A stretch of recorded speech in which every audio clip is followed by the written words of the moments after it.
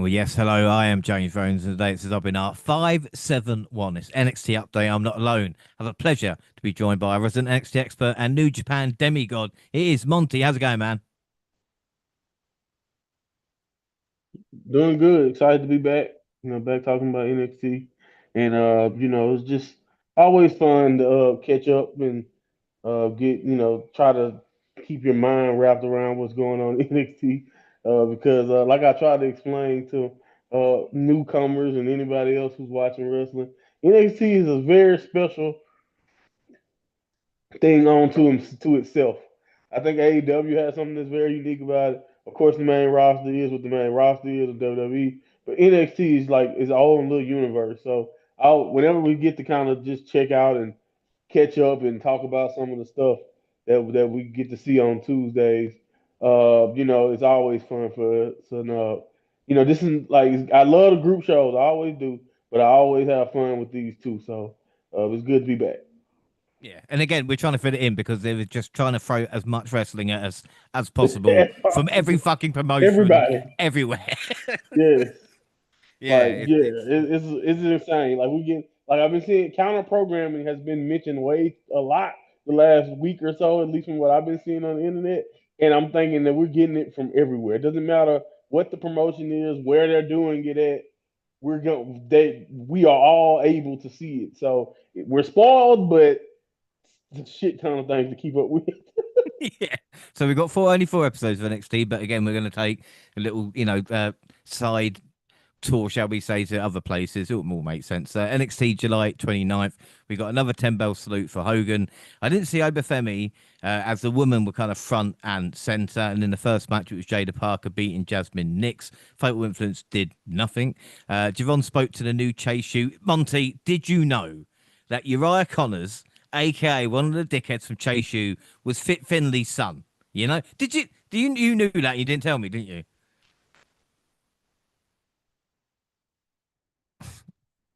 If I knew that, I probably would have at least mentioned it because it would have gave me something to say about one of these guys. Like, the funny thing about that is that when you just said his name, still don't know which one out of the two. You guys, I don't know which I'm one it guessing the is. moustache. I'm Do you sorry. know what I mean? That If guy, I'm yeah, yeah, taking a yeah. You shot. know what? That's fair. That's fair. Based on, I guess his brother's looks, that would probably be the one. Uh, yeah, that's weird. I didn't know that. I did not know that. But you learn something new. I'm not surprised. I guess that's part of the if you go off what the internet says, like that's part of the WWE recruiting pitch for Dave. I don't know if that's gonna have any effect if they are still looking for Dave. But yeah, man, that's very interesting. But is this something for me to be optimistic about that this Chase U they decided to put him in? I was like, oh no. The more I think about it, it's like, okay, he has a great wrestling lineage, and you decide to Chase U is where he belongs. All I right, think this, we'll see. yeah, I think this information makes it worse, and I can hear the Yeah, shock exactly. in your voice. When I found out, I was like, oh, do I have to like him? Does the wrestling mark inside me now has to like him? Because it's like, hey, man, this is, third or fourth generation. It's like, no, no, no, it makes it worse. Like, it really Right. does. They Like, looked no at court him catch crew would be a better, do you know what I mean, destination or exactly. something like that. They looked at Finley's son and was like, Chase U would be perfect for you. That's kind of, you know what I mean? That kind of does not bode well for my thought process about your skill level. But I will reserve judgment until he gets in the ring. So Yeah, we'll see. but But yeah, that's what I'm saying. In regular very update, interesting. we had breaking news, so we did start off with a bang. But they failed in their attempt to attack Hank and Tank. Javon Evans made his way to the ring. Hilarious, by the way. Yeah, no, to be fair, yeah. He was interrupted by Trick Williams before he could get too far into his promo.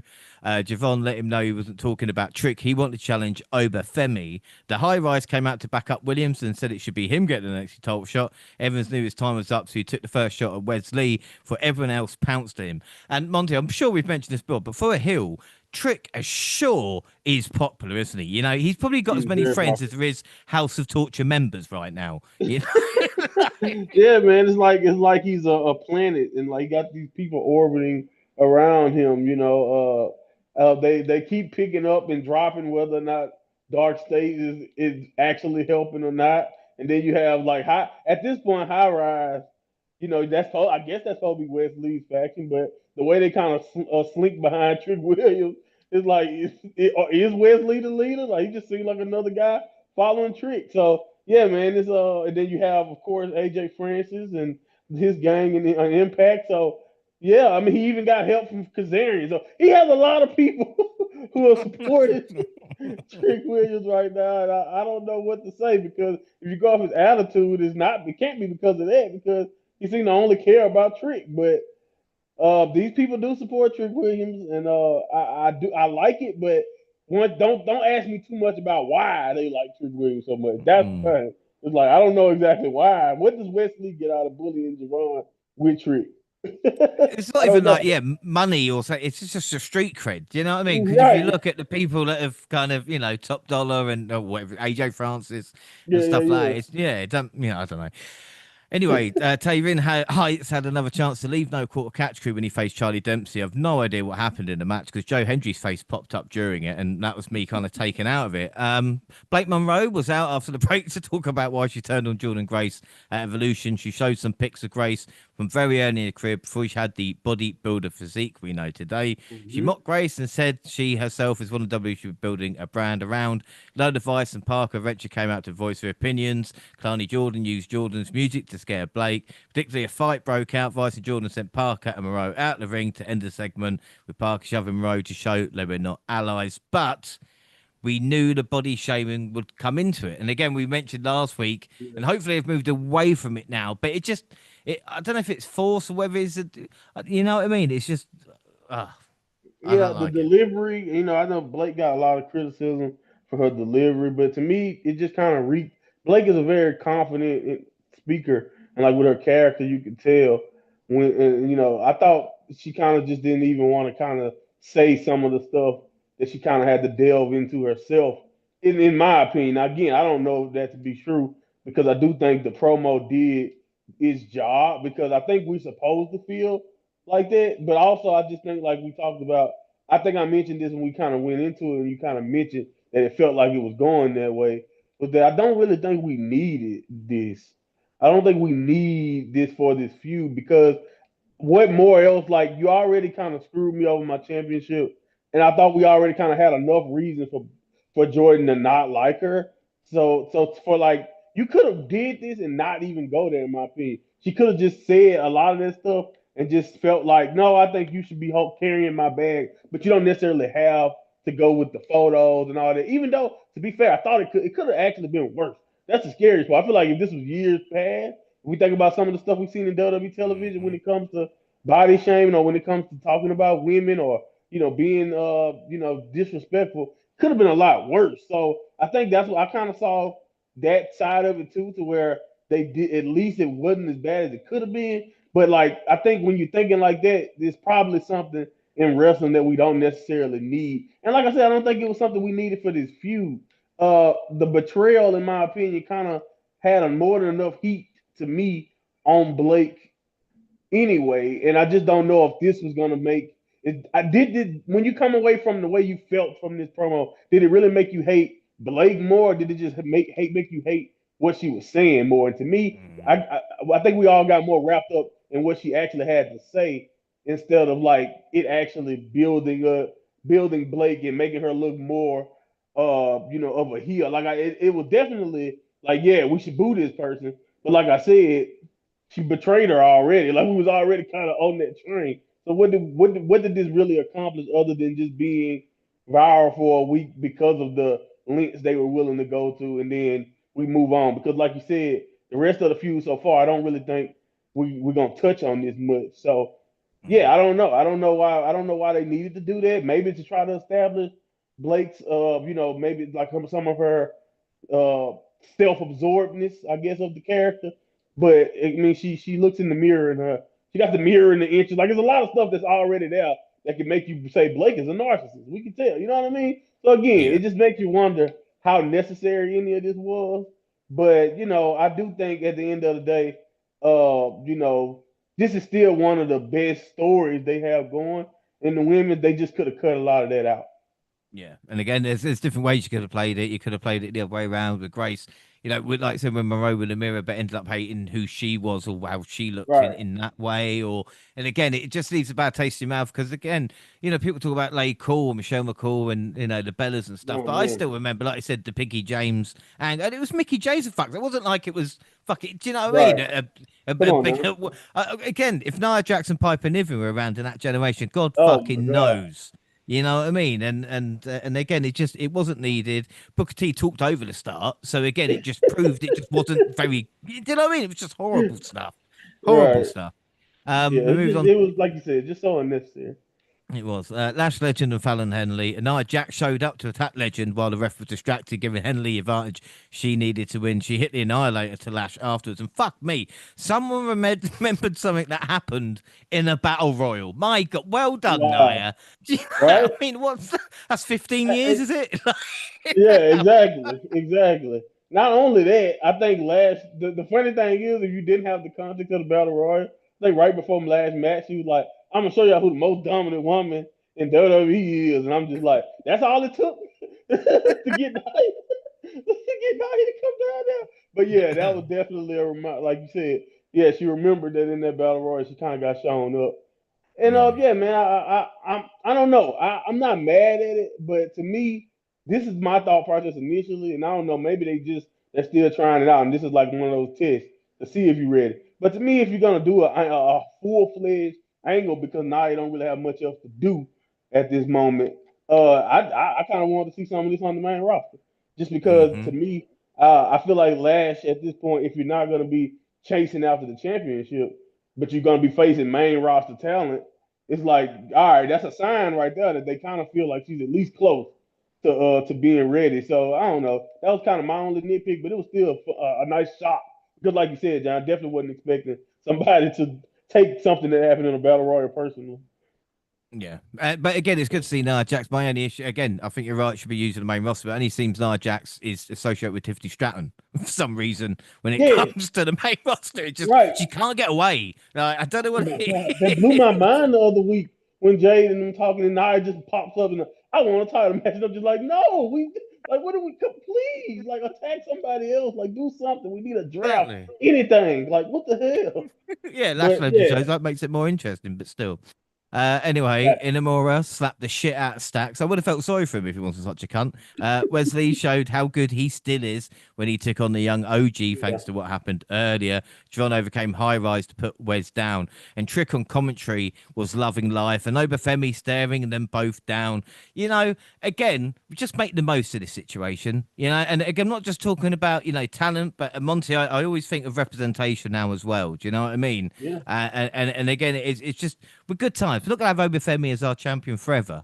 Yeah, I'm getting upset now just thinking of Fraxim. You know, had to mention him in an update, but still, and Wesley, it's just frustrating. They've just not used Wes more because he's brilliant. Blows Man, my mind.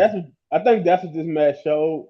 And to me, I don't know, man. I need the young boys to hurry up. High Rise need to hurry up in advance to when they're ready enough to beat him up, and then we can get Wesley on a proper face, run, and he can get back to doing what he do best. Again, I'm not saying he couldn't be a heel, but they obviously don't have. It's kind of like what if you. It's kind of like how we look back on John Cena's heel turn. Not saying, not comparing the two whatsoever, but once the Rock stuff kind of fall apart, we look back on it and we realize it don't seem like WWE had a bleeping plan, And I think that's what I feel like when it happened to Wesley. Like they did the nice turn. It was very dramatic and stuff with his former partners, kind of purged himself of those rascal days or allegiances.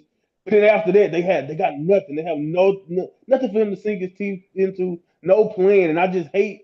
I do not like that. I don't like that trend of, and I hate whenever companies have ever done it. Don't change a person's whole entire character if you don't have, to me, at least a couple of months of ideas for something for them to do, in my opinion. Because like and the same thing with like Cena, have a backup plan. You can't be relying on The Rock, who's already part time and a rapper, to be your full fledged heel plan for John Cena when you should have a backup plan, in my opinion. And I think the same thing should be said for Wesley. But anyway, yeah, man, when you watch him and you see him actually get time in the ring, even though we know it's a losing effort, for the most part in this current incarnation of his character. Like it's just a damn shame that he's not featured prominently in in if it's not the world title picture back in the North American title. Like he even said it, I think, in this promo on this same show that he's the greatest North American champion of all time. Who can honestly say that? And like we know he can, and then look Mm. at where he's at now and really be like, it's a shame. You know what I mean? The greatest North American champion that this brand has seen, and they've had some really good ones. And again, I told you weeks ago, I don't know if he's ever gonna get called up.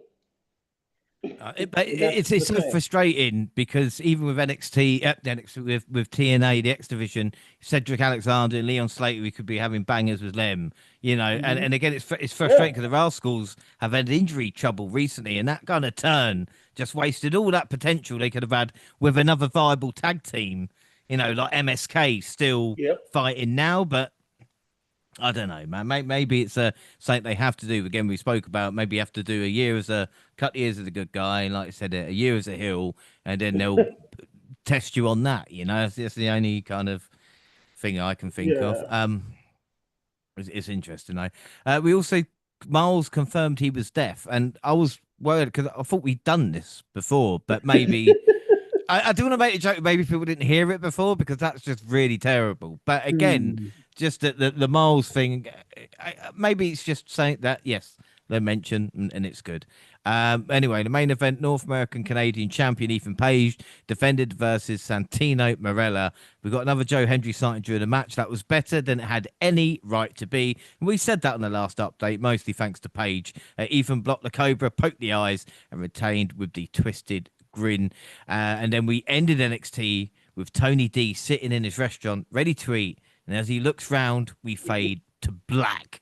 Oh my God. Right. So, two big things there. First off, like we talk about Ethan and Santino, and then the Sopranos ending for D'Angelo. Yeah, man. Again, I thought, like you said, the Santino match was pretty entertaining. I mean, again, Ethan Page, I think we mentioned this. You know, I think you mentioned that you gotta say get a fraction in. At this point, I'm like, I gotta compliment Ethan Page, once for NXT update and just how good and how fun he is, man. It was great to see Santino back in the ring. It was actually pretty fun, and like Ethan Page is the perfect guy. It's another reason why, like again, I know people hate the Miz, but again, that Miz lineage of he's a when you need to take him seriously or as a threat or as you need to hurt somebody, he's believable, but also he can also have that comedy, that fun match. And I know some people may not want. I'm not saying they need to typecast to and have Ethan Page lose as much as the Miz has, but if you have a respectable record like Ethan Page had, and you can also tap into that dark side, but at the same time be open enough to not be easily embarrassed, in my opinion, by a match like this. Like I feel like he's the perfect partner for somebody like Santino because we know it's going to be a little comedy. We know it's going to be some lightheartedness when we get to a Santino Marella type match. So I thought this was good. Like you said, way better than you would even think for a match at this stage of a Santino career. Not to act like it was like some technical masterpiece, but I thought they had fun and they told a very cohesive story.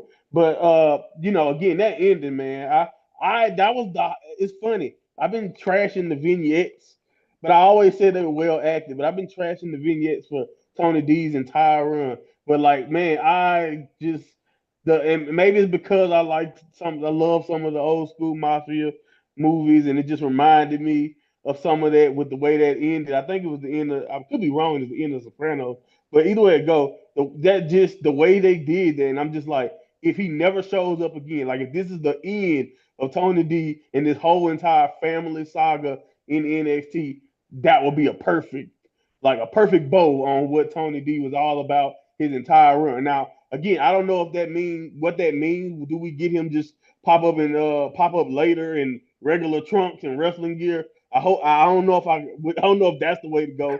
But at the Clean same time, I don't shaven. know. Yeah, Right, exactly. clean Cool. shaven as a new guy, whatever. Yeah, like what happens? What do you do now? But then also, do you pop him up like nothing happened in that scene and he's just a mafioso with no family on the main roster? I don't know if you do that either. So yeah, man, it's very interesting. But like I just thought that was so expertly done because it immediately I kind of got flashback to that ending of The Sopranos, and just like again, I just thought that was just a perfect way to put a bow on everything that he's been about. Because, like I said, I mentioned NXT in itself as his own universe, but Tony D is definitely in his own universe of NXT, and like it's just a perfect way to kind of cut those mafia episodes out. If that was the way he's taken out, and that's how it ends. But yeah, man, I just love the way that it was just a perfect little ending to NXT. It kept me wanting for more, but at the same time, I was like, if that's it, that's great. Yeah, yeah, I think you're bang on. Yeah, July 31st, Impact. We had Basher versus JC for the knockout title, but ended in disappointing DQ when Dana Brooke, aka Ash by Elegance, got involved. In the main event, Moose and Eddie Edwards beat Trick and AJ Francis when Moose pinned Trick. But the question was, how is AJ Francis still walking after Slammiversary? And I didn't mention this on the last update because I forgot, but the former Jakara Jackson is now a part of TNA Monty Lollipop and all. So again, there are some good things about this. I don't want to say, intentional relationship, but do you know what I mean? Like, Yeah, man. I think that's it's really cool. Even if I know you may not be the biggest fan of Indy, but like from a wrestler perspective of giving Indy, Ash or whatever, giving them a spot to rest and still be maybe separate from the WWE brand, but also kind of also still in it. But at the same time, just again giving these people who were let go a place to earn income and wrestle. I mean, like I mentioned before, she was let go before Sade was let go. I immediately thought that she was improving. She was building something. And I think Impact is the perfect place for her to continue to lay down that groundwork and build, whether it's as a character or in the ring. I always thought the look was amazing. I mean, you see the abs on her, by the way? Like, geez, like, God, like, anyway, the looks are amazing.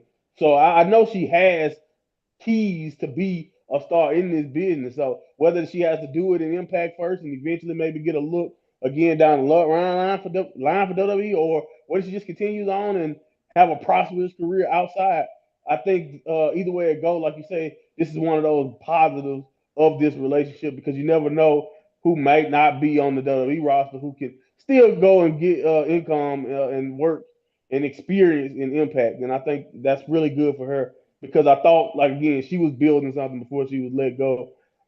I didn't see that she did anything, in my opinion, to warrant her being let go, and I just think she can continue to build upon herself as a character and a wrestler in Impact, and that's a perfect little mesh right there. Right now, August 5th, NXT wasted no time to get right to the action. As the show went live, Blake Monroe made her way to the ring to take on Kalani Jordan. Jordan Grace ended up chasing Monroe away with only 6 minutes of action, wearing a neck brace. Should say, I guess it happened on the last NXT. I was so put off by the angle itself. But Monroe hit a pile driver on Grace, and like we said, didn't look good, and that's why Jordan Grace wearing a neck brace. But it was still pretty funny. The ref counted Monroe out as Grace chased to the parking lot where Blake escaped in an SUV. Uriah Connors and Cal Dixon got the biggest opportunity to date when they challenged Hank and Tank for the NXT tag titles. They didn't even need to attack anyone with a chair to make it happen. Connors and Dixon came in hot and almost won after a short but fast-paced contest. Tank retained by hitting their finisher on Dixon. Dark State came out and attacked all four men and Andre Chase as the lights flickered. And Monty, this is our tag division. But again, this is what we're going to deal with. We're going to deal with it. Yeah, I think I wasn't even really thinking about it, but until you kind of mentioned, maybe you don't do the heel turn Wesley, and we get like another MSK run or something, or they could at least fall Axe. Well, I think they did fight Fraxium, but it was I don't know if Wesley was involved. I know the Rascals did eventually fight Fraction, but yeah, uh, again, it would have been nice when you look at where we are now because it's a sad state, man. I don't know, we haven't talked about WWE Unreal in the podcast, but the tag division is exactly what I be thinking about when I think about what Triple H said in that podcast about how for every good guy that they're developing in NXT, it's like four or five women basically that's developing at a faster rate. And I think the tag division is like we talked. We're eating really good at the top with Javon and with Oba and like you said with Trick Williams, and then having possible contender. But like, man, when you think about the drop off, we talk about basically the rest of the Ethan Page is another hot bright spot, but really like Ricky and then like you got like it's just tough. The more as I other than like Ricky and Ethan don't really count because they were kind of established before they got here. You know, they're reestablishing themselves under WWE, but we know what they are. So when I just think about like actual PC product right now and what we're actually getting from them, you know what? I look how high I got to put Jasper Troy in my mind at this point. I still think Jasper Troy got a long way to go, but that's how much of a drop off we Yeah. have right now in the men's division. And the tag division is a perfect example of that because Hank and Tank was good enough to have a great match to win the title fraction, but we can't even give them valuable competition who can have more than a 5 minute match right now. It's crazy.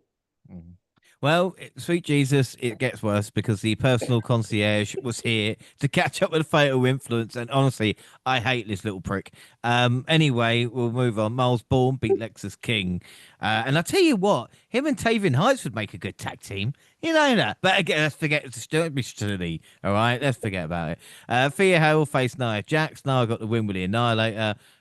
Jax immediately gave an interview about Lash Legend, and Legend came out and got into a fight with Jax that was broken up with tons of security.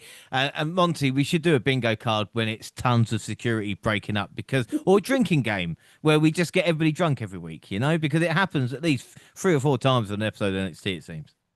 Man, and you know, I remember one of my first, not really viral, but one of the first things I said on your show that had people coming for me was about my take on brawls, and now I cover it like the most brawls, the show with the most brawls having possible. You know, NXT on a weekly basis, like you mentioned. So I've definitely had to come come around to brawls because I'm definitely going to see them at this point. Yeah. But yeah, man. I mean, this was like you said, one of those. I think it's kind of like now. I don't want to call it as a routine as a Triple H promo back in the day used to be to start off a show. But this is definitely one of those routine angle continuer type of deals where you do a match with one of the people, then we talk or something happens, we get a brawl, and then they kind of just to keep the thing going to the next week. So yeah, man, I think I've become used to it, but it was fine. I'm not gonna be too hard on them. They're just trying to advance the story. Yeah, we're in the good old days of just getting attacked in the car park, you know. Yeah, Anyway, getting run down out of nowhere yeah, by come on. then it's a who done it. No, the NXT car park's feeling so lonely at the moment, and all these security guards now. Do you know what I mean? Getting extra work. Ava Exactly. was shown go in the Juggernaut match against Monroe at Heatwave. Obafemi said he is the most dominant champion in NXT history. I ain't fucking arguing, am I? He said he's beaten everyone there is. And to beat before Trick Williams came to the ring, Javon Evans also got involved in the discussion. He suggested Williams fight for the next shot at Femi's title, which Obafemi loved. And then Moose arrived and said he'd win the TNA title from Williams. As they were talking, Dark State came out and attacked them. Femi, Moose, Evans, and Williams ended up getting the best of them. But again, I have seen this before. You're not listening to the last update, people. You know, this happened again, but it's just an extra person. I'm right. Yeah. Right. Yeah, They just yeah, threw Moose in there. That's the whole thing different was that Moose came out and made references to Impact. That's pretty much it.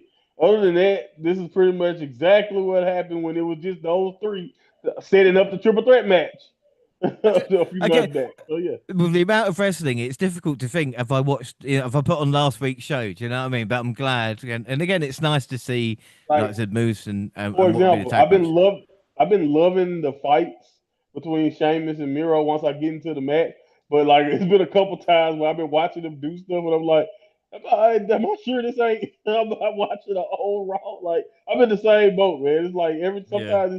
everything is merging together and I'm like, am I sure we didn't just watch this? But yeah. Yeah. Charlie Dempsey wasn't happy. Ren Sinclair said his name and he appeared. Joe Hendry, who was in a fridge. This other match Hey, next week, but my God, how the mighty fall, eh? Do you know what I mean? He had a WrestleMania match and now he's waiting for a fridge. He's waiting in the fridge for his cue from Ren yeah, Moose Sinclair. challenging for his belt and now like you said, just hanging out in the refrigerator. The Moose challenging for used to be a world. That's your world champion guy hanging out in the refrigerator. God. A couple of tidbits. Stacks is still billed as a heritage champion. Fuck knows why. And for some reason, Ariana Grace is his new assistant. I was like, have I missed a week? When did this happen? But again, They date Stacks in was real life. That's all I got for you. right. Okay, right. No, it's fine. Stacks was in action, but lucky for us, it didn't last long versus Inamora. In the end, Ariana Grace and Josh Briggs helped Stacks get a quick win. My God. Ricky Starks is still a thing in NXT. That's good to know. Ethan Page Hey, bragged about beating Santino Morella last week to retain his Canadian North American Championship. Taven Heights interrupted his rendition of the Canadian national anthem. Surprisingly, Chelsea Green and the Secret Hervis arrived. She admonished Heights for interrupting a man she called one of the greatest Canadians. And of course, it looks like it'll lead to a mixed tag match down the line. But again, with Chelsea Green's involvement and stuff like this, it's like, again, I'm not saying Taven Heights should be on the main roster, but it feels like there's space on a Raw or SmackDown for this type of story when it cut. Because as soon as Chelsea Green with Ethan Page, I'm like, that's a fucking combination. you yeah, know? no. If they want to fast track Ethan up there, I think making them have some type of business or some type of relationship on television will be like money immediately because they work so well together Mm. right off the bat, and it's just amazing how smooth that was because it's I think you try certain things. Chelsea's approach, she's gonna make a lot of this stuff work, but I think Ethan has kind of become in the same vein of where he can make almost any type of thing work too. So I do love the combination. Like you said, I think that's it'd be a funny way to fast track Ethan to the main roster if he was to kind of join up with her in some capacity. But yeah, man, this is just like it's really interesting too, man, because I wasn't. This is another thing I'm not really expecting when I'm watching, and I don't mind it. I get a kick out of NXT being able to use main roster talent and just give them something to do.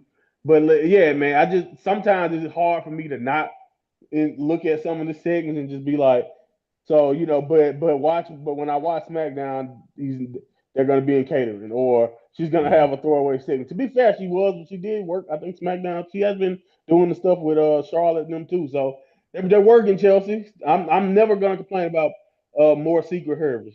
I hope that this leads to Secret Herbers actually winning more or whatever. Because I think, come on now, you know Kaylee Ray, man, and Piper for that matter. You know the potential in this group. Like they can be so much more than they are.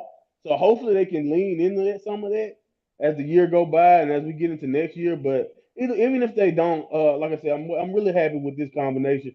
Even if it's depending on how long this feud go, I'm very interested in where we could be with them, in NXT because this is very entertaining stuff. Yeah, now the main event for this week's also Ruka was Rhea by her side, put a North American Championship on the line against Tatum Pax, who had the culling in her corner. So I tried to get Sean Spears to stop interfering. It led to Ruka taking everyone in the culling out with a moonsault from the top rope. Unfortunately, Ruka fell from the floor and attempted to move from the top, but landed fine and got right back to the top. This led to Paxley hitting a spinning neck breaker from the top rope. Jackson Legend, apparently been fighting all night, made their way out of the community brawl, just like Sheamus and Rusev on Raw, as we've just spoken about. In the confusion, Ruka was able to hit the Soul Snatcher for the win. I mean, there was a lot of shenanigans, Monty, but again, it's nice to see like the improvement of Tatum Paxley and Soul Ruka now, who again, as we've spoken about, seems ready at this moment in time, apart from the fucking feud that's not going anywhere. This kind of go back to my comment about like what Triple H was saying because we've been talking about it for months that we can kind of see the potential in Tatum Pax. We can see what she could possibly be sooner or later. And I think you can look at this match and see she has the potential to be doing a lot right now. Athletically, she's really good. I thought the timing in this match was really great. We already kind of can see the character work that she's been putting in and how that kind of plays a factor into who she is. And again, I thought her and Sol Ruker worked a really good match here. It was amazing. And again, it's kind of crazy. Like you said, the end of the match was chaos, and I get it, and I don't necessarily know if we needed that, but maybe they're trying to protect Tatum in the best way they can. But when you really think about just what Tatum Pax's ceiling can be it's amazing, man, to think about just how loaded. Again, I know we mentioned. I feel like this is another one of those things. Like compliment Ethan Page weekly. We're gonna talk about how loaded this division is, but it's because we get many examples like this. Because I don't feel like Tatum Pax is the one who gets a lot of the attention or hype, but Mm. she has developed just as fast and just as interesting as some of the other talent that we do give a lot of attention, like a Soul Ruka. So it's great to see her get a chance to display that in this situation. So Yeah. again, I think the trajectory for her is very very high, depending on how far they try to take this. Right on Impact. Well, Fallon Henley, Jasmine X face Lee Ying Lee and Zaya Brookside on Explosion. Yes, I watch more than just Impact. Wow. Yeah, I know, hardcore man, hardcore. Trick and Moose had a face off. Ash versus Jane. This is on Impact. The match didn't last long for Master Slamovich attacked Ash by head against out of nowhere. After the match, battle lines were drawn between Fatal Influence against Brand. The inspiration Master Slamovich, leading Lee and Zaya Brookside. And again, we talk about development of Impact and Knockout Division's been affected. But again, leading Lee and Zaya Brookside have gone great guns in recent times. Joe Hendry lost again, this time to Mustafa Ali. I mean, say it's, ending without saying it's ending. We kind of know where it's going there. And we move on to NXT August 12th. Ava met with Hank and Tank before the show and made it clear they could not get involved in tonight's main event. The opening contest saw two powerhouses collide with Lash Legend versus Nia Jax. But call me crazy, but this was great. And sometimes it does just work. Do you know what I mean? When it's two kind of powerhouses, stick them in the ring and let them go out. Legends survived being driven for the announce table to beat the referee's count. Back inside, a tightrope battle ended with Jax counting a powerbomb and hitting back-to-back annihilators to secure the victory. And Monty, this did feel a bit like Lash's coming out party as well. Yeah, man, this is really good, and this is why, especially with the result, this is why I'm looking at it and I'm like, why couldn't we do this on just like a nice little SmackDown feud? It didn't have to be done on a pay per view or something, but it would have been nice to just get this on that type of stage because it would have been a coming out party not only for more people and more viewers, but it would have been more effective in my opinion for her to lose because that could be something she could work towards later. And then she still can, but now, in my opinion, you have to have knowledge of the feud in NXT and all of this. And I feel like I wanted Lash to win, and maybe that's part of it. Maybe that's what they were going for, to have people like me rooting for her in this situation because she's the underdog. And I just think honestly at this point, because again we talked about it, at this point she's just chasing. Right now they got her just chasing Tiffany, and it doesn't seem like we have much effective. Anyone have anywhere effective to go with Nia right now. So I don't think she lose anything. We know what Nia is all about. She's a champion. We know who she is. She don't lose anything losing this match to Lash.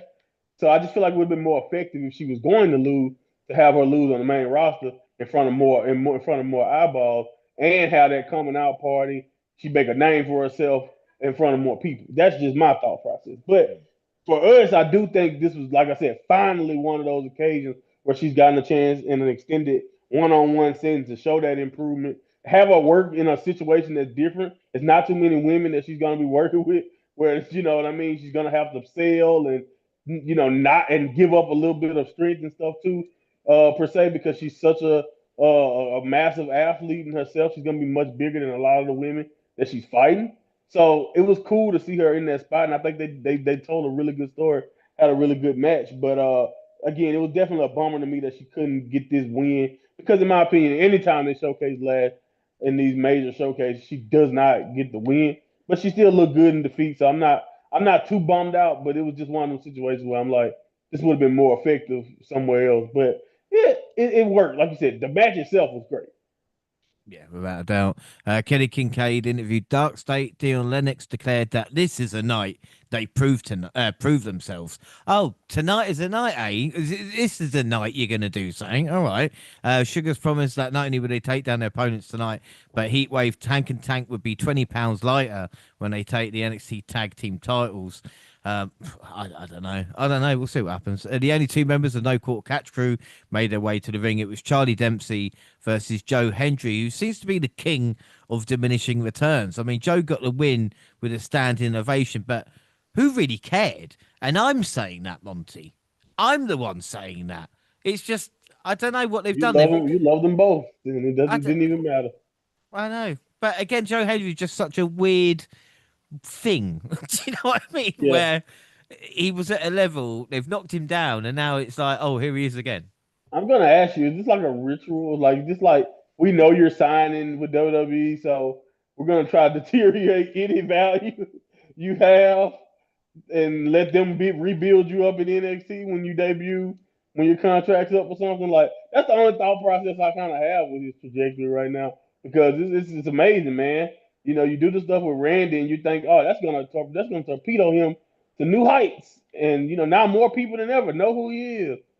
And now, if they've been keeping up with him since, they've watched him lose almost in every way possible. So I don't know, man. It definitely seems very weird. I don't know if you remember, like back in the 2000s or 2010, early 2010s era, whenever Vince or whenever the main roster had a baby face who the people were getting behind, it's like Vince would purposefully make sure that they would lose every important match, Hmm. beat them down as much as possible. And for some reason, and I guess that's gonna make them more popular in the end with the logic. I have no clue. Either way it goes, he did that to so many talent, and that's where we feel like we at with Joe because I don't even. I'm like you, man. I don't really understand because any flaw that you feel like Joe has, he had it already. So like, what's changed all of a sudden? But yeah, man, it's kind of like it's always sad to kind of see him there. And Charlie Dempsey, don't even get me started on that. Yeah, That's honestly, also like, sad. yeah, the Charlie Dempsey thing's bad, but the Joe Hendry, he's not even won a PLE match in NXT. Like I said, losing to Mike Santana and Mustafa Ali as well, and Yeah, then coming in and just being involved with Dempsey. It's like I don't know. Again, they'll try and build him up and do all the kind of other stuff that he was doing to get popular, but I just don't know why you cut the legs out from under him. And again, I yeah, love in the trick run at the moment, but I think Joe Hendry could have done the role in a certain way and brought out a different aspect of his personality, maybe a more arrogant side that you could build upon in the future. But again, we'll see. We'll see what happens. Josh Briggs and Yoshiki Inamora had a little chin wag. Briggs ripped into Inamora, accused him of selfishness and claiming that honor doesn't survive in NXT, challenged him to a Philadelphia street fight next week. Inamora responded by calling Briggs a jackass and promised him to uphold the code of honor by beating him. Obviously, this led to a massive pull apart brawl, ending with Inamora taking out the security and Briggs with a flying crossbody to the floor. But again, and we've mentioned it a couple of times, we mentioned the brawls, but this is where we're at. Where we're at, Inamora and Briggs. It's a feud, but again, it's not. You wouldn't think the winner of this would then be involved in the main event. Do you know what I mean? yeah. No, I mean, especially with Oba in the top, but I do see potential for any more, but and I don't know about like you said main event potential right at the moment. And yeah, I mean, like you said, I think we're supposed to care a little bit more than I do for this, and it isn't because I don't think they're doing a decent job of getting the story across. It's just one of those things where it's like more interesting things are going on the NXT roster, and it's just like one. I get it; they have enough heat. It's like one of those serviceable. Like everything about it is fine. And it's just like, but like you said, I don't see a trajectory where anybody can use this feud to catapult them any further. So that's kind of where I like you said, that's why I agree with you. I think that's where we at. I don't see anybody getting a major boost from this, but they are telling a logical, complete story here with the disillusion. I do say they were having decent tag matches, and where we are in the tag division, it is kind of unfortunate to already have them at each other's throats. But unfortunately, breaking up teams is the WWE way to tell stories. But at this point, it's just Yeah. one of their favorite moves. You got to break up this squad to get a good story out of it. Apparently, Well, that's why I'm glad Motor City Machine Guns didn't start in NXT because they've been split up by the time they got to the main roster. So, exactly. okay. Oh well, and we got a sit-down interview with Jordan Grace. Kenny Kincaid spoke with her about Blake Monroe's recent comments. Grace admitted Blake was right in a way open about her struggles with self-worth and mental health, and how, again, she avoided mirrors despite her physical strength. She accused Blake of projecting her own insecurities onto her and vowed a heat wave. She proved there's no blueprint for a champion. Blake reacted in disbelief when Ava informed her she would be face to face with Grace next week before the heat wave clash. And like I said, this was a lot better because, again, at least we were with Jordan Grace on this. Do you know what I mean? Yeah, I think like I said, this part is cool. This part is the effective part because, like I said, if you're gonna go there, then the only way I kind of can understand it is like it's definitely gonna be people who relate to Jordan, and I think that's a good thing to do. Like we kind of talk about it off and on with Jade as a face and how hard it is to be like, man, I really got a lot in common with Jade Cargill when you look at how much of a super athlete. But when you look at this, you get this story point of view for Jordan. It does help you get like a more of an more of a relatability to the Juggernaut character, and not just look at her as that, as just a special a specimen, or so to speak. So yeah, man, I do think it added a human element, and this was good. But it's one of those situations where they maybe, and from their storytelling point of view, they feel like you gotta have the Blake to get this side of Jordan. But yeah, man, I think honestly this is the best angle of the story if we're going to focus on body image and stuff like that, and being honest about stuff like that, because like I said, a lot of people are going to relate. Yeah. Backstage, Obafemi addresses partners Trick Williams, Moose, and Javon Evans, stressing they need to work together against Dark Slade despite their rivalries. Trick kept quiet until revealing that each man in the room will be taking an L from him in the coming weeks. Good teamwork. Hank and Tank then attempt to insert themselves in the scene, ignoring Ava's earlier warning. You can overdo it. I'm just saying, Hank and Tank, you can. But I thought it was really funny in the back with Trick. Like I said, just loving life. Then we had Carly Jordan and Lola Vice versus Fatal Influence. Ash by Elegance and Massa Slamovich watched from the crowd. The closing moment saw Nick's interference backfire. Vice nailed Jane with a spinning back fist, setting up Jordan's split-legged moonsault for the decisive win. Fatal Influence argued their way into Ava's office, where the personal concierge was there. Ava announced that a Heatwave JC Jane would defend the TNA Knockouts World Championship in the triple threat match against Masha Slamovich and Ash by Elegance, and she booked a 6-woman tag match for next week. Fatal Influence versus the Elegance brand. I mean, God save us, One of the questions I want to ask as well, because I want to kind of move away from the Elegance brand.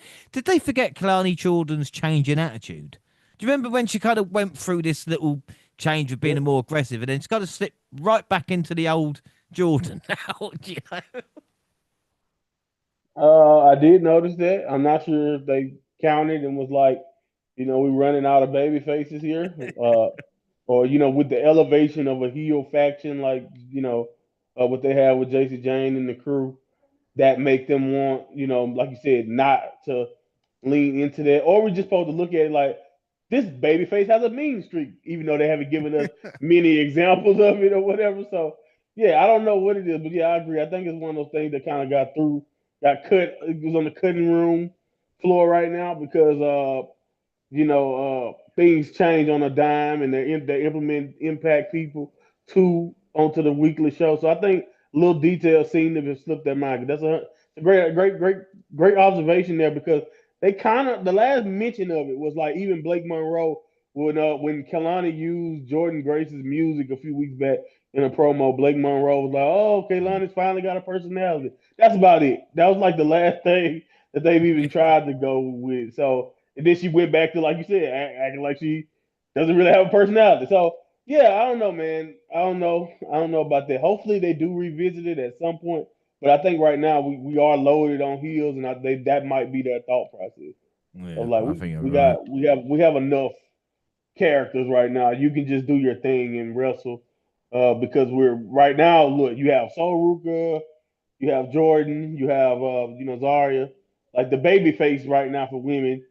They put Lola Vice has been working in Mexico, so she pops in and out. So it's one of the situations where it's like, where are the baby faces when you really think about it? They lost Stephanie Yeah. Bakir, So yeah, I think that kind of got something to do with it probably. Well, Chelsea Green, alongside her crew, crossed paths with multiple women's division competitors before bumping into Hank and Tank, dressed as Sol Ruka and Zarya. Is this allowed? Are we allowed to do that? Anyway, Stevie Turner quickly ordered them to leave. Green told Alba Fire to take care of Kendall Gray, and they're still on the lookout for the mystery woman who Tavian Heights is bringing to oppose her and Ethan Page. And take care of Gray did Alba, picking up her first win since NXT UK, Monty. I don't know if you knew that, but that was the last time she What? won on. No, I'm joking, but that's how long it But seems, doesn't yeah, it? it feels like it. Yeah, Yeah, I think she was it still must walking be. around Yeah, with the flaming back when she won. yeah, That's that was probably how the long it's last been. free package. Yeah, no, Yeah, honestly, that's what I was thinking. that's probably how long it's Ethan been. Ethan Page grabbed the mic to insult America for Tavian Heights introduced Tyra Yay! May Still, an Olympic gold medalist. Yeah, USA, USA, who proceeded to suplex both members of the Secret Service. It's watching stuff like this that makes me proud to be an American, Monty. You know. I'm glad you are. I'm glad you are right. I'm glad. I'm glad it does something for somebody. These nice. I don't know, man. You know, to be honest, I was about to say I've been seeing people talk about the whole Ethan Page talking bad about, and they talk about how outdated. I'm like, are we sure it's outdated? I'm gonna just leave it at that. You can think about it when you think about the, the current regime that we have going on. It might not be that outdated to talk shit about from Canada and USA, but yeah, man, I don't know. I'm never really gonna be a big fan of the whole thing, but at least Ethan Page and Chelsea are making it entertaining, and at least the Tyra May inclusion with the Tavion, it all makes sense. So I'm not gonna be too hard on them, but yeah, man, the patriotic angles, yeah, not probably not the best time, but we'll move on. The main event was Obafemi Trick with his Javon Evans and Moose versus Dark State, and the Dream Team started strong, but miscommunication began to creep in as Femi accidentally struck Evans and Moose speared Femi. Whoops! In the closing stretch, Trick Williams shockingly walked out on his team, leaving Evans Chocolate. vulnerable. Yeah, Dark State capitalized with assisted pop-up powerbomb for the 3 count. Post-match, Hank and Tank stormed to the ring to brawl with Dark State as the show went off the air. Another Um, brawl. Say what you will, though, it is cool to see Obafemi, Trick Williams, John Evans, and Moose as a team. You know, even if you just like in general wrestling or whatever it is, Yeah, it's pretty smart. it was fun. It was very fun inclusion. It makes sense. You know what I mean? I think that's another thing. It makes sense. So it's one of those things that you just have to look at and be like appreciative of, like we talk about, of course, from a like from a representation point of view. That's the word. From a representation point of view, is really cool. And then even from a not generationally, but like from a Moose is a veteran in this thing. Then you have like Trick Williams, who's like an NXT veteran, and then you got like Oba and Javon, who are kind of definitely going to be of the future. But Trick is obviously going to be a big part of WWE future, most likely.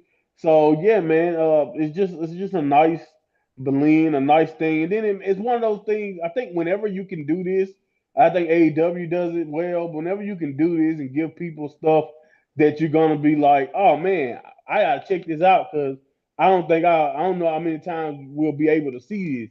You know what I'm saying? And I think that's what this also brings. It brings a lot of that. It brings a lot of yeah, man. When are you ever gonna see Obafemi and Moose, Javon and Trick on the same side?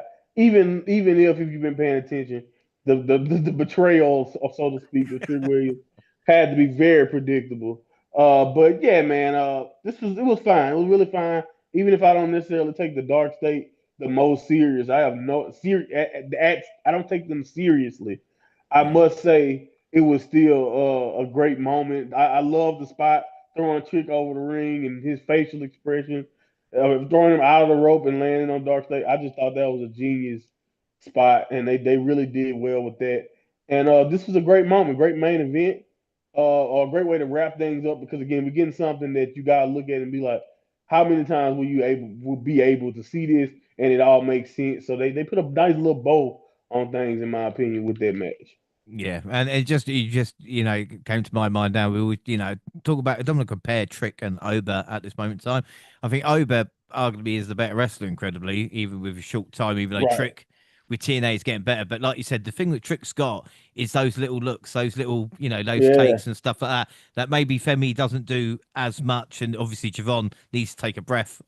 It's probably right. Sean's telling him that, you know what I mean? But Yeah, yeah, with yeah. Trick, it's the little moments and things that really do make him, like I said, a Yeah. special talent. Not only is he a quick thinker on the mic, and that's gonna bode him well. It's like you said, it's little things that get you invested in what he does, and he does that very well. Like and like you said, when you think about the positives that I think all three guys can bring, I think honestly it'll be a crime on the main roster if all three of them. I don't know when, of course, the timing can be what it is, but all three of them have world title potential on the main roster with what they do well. Because if you book them with their strong suits, they can be really special. Especially, we see. I think we all can see it with Oba. And like you said, if Javon got plenty of time, by the way, but if Oh Javon yeah. can, slow himself down and and not just be so high octane constantly, even though to be honest, he's like what 21, 20, if that. Telling somebody that age to slow down, trust me, it's gonna take time for him to get that part down. But yeah, man, I agree. I think this is it's just cool to see them all working together uh, and telling this story because like I said, they are literally what we had to offer in the men's division. Everything you just saw right there is the men's division. Dark State, Tank and Yeah, Tank, yeah. and then those three. You know what I mean? That's what we have right now. So That's we what we have to got. we kind of lean on our strong suits, which is those three guys right there in NXT. Without a doubt. Impact August 14th, first class, and Trick beat the system. Rich Swann is back in first class because it's only allegations, so everything's fine when it Right. comes to that. Sure. Um, Hmm. anyway, August 15th, emergence, we're focusing on it quickly. TNA Knockouts, World Tag Team Champions, the Elegance brand, which were Heather and M by Elegance, defeated the Inspiration, Fatal Influence, and Zaya Brookside and Lee Young Look Lee at for the that. Knockouts World Tag Team Championships. Um, I mean, again, this is. I don't want to have a go at the Inspiration, but you can tell they've been away for a little while. Yeah. The Elegance brand's all right.